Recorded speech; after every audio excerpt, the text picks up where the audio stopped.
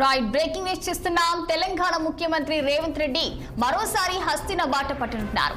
ఈ నెల 24న deputy CM బట్టి విక్రమార్కతో కలిసి ఢిల్లీ వెళ్లనున్నారు. అదే రోజున కాంగ్రెస్ అగ్రనేత రాహుల్ గాంధీ, ఏఐసీసీ చీఫ్ మల్లికార్జున ఖార్గేతో రేవంత్ రెడ్డి భేటీ కానున్నారు. ఇక రాష్ట్రంలోని రాజకీయ పరిస్థితులు, ప్రభుత్వ కార్యక్రమాలు, రాబోయే ఎన్నికల సన్నాహాలపై చర్చించే అవకాశం ఉంది.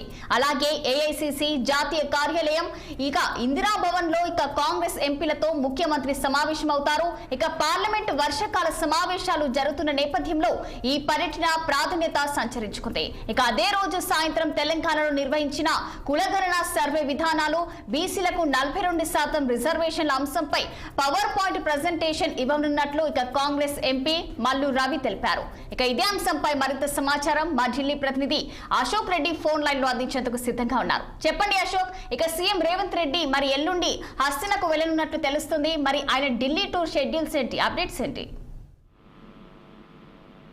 ముఖ్యమంత్రి రేవంత్ రెడ్డి ఈ నెల 22వ తారీఖు నాడు అదేవిధంగా డిప్యూటీ సీఎం బట్టి విక్రమార్క కూడా ఢిల్లీ వెళ్ళనున్నారు. సో కాంగ్రెస్ ఎంపీలో Nagasimha MP doctor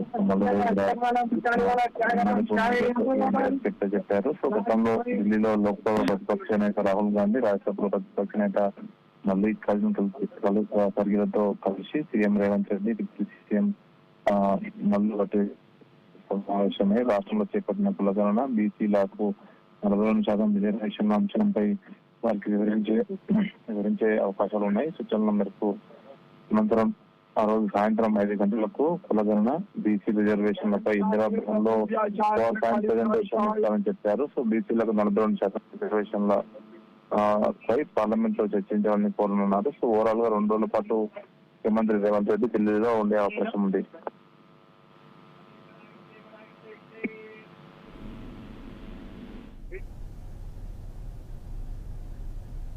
Thank you for the updates, Ashok.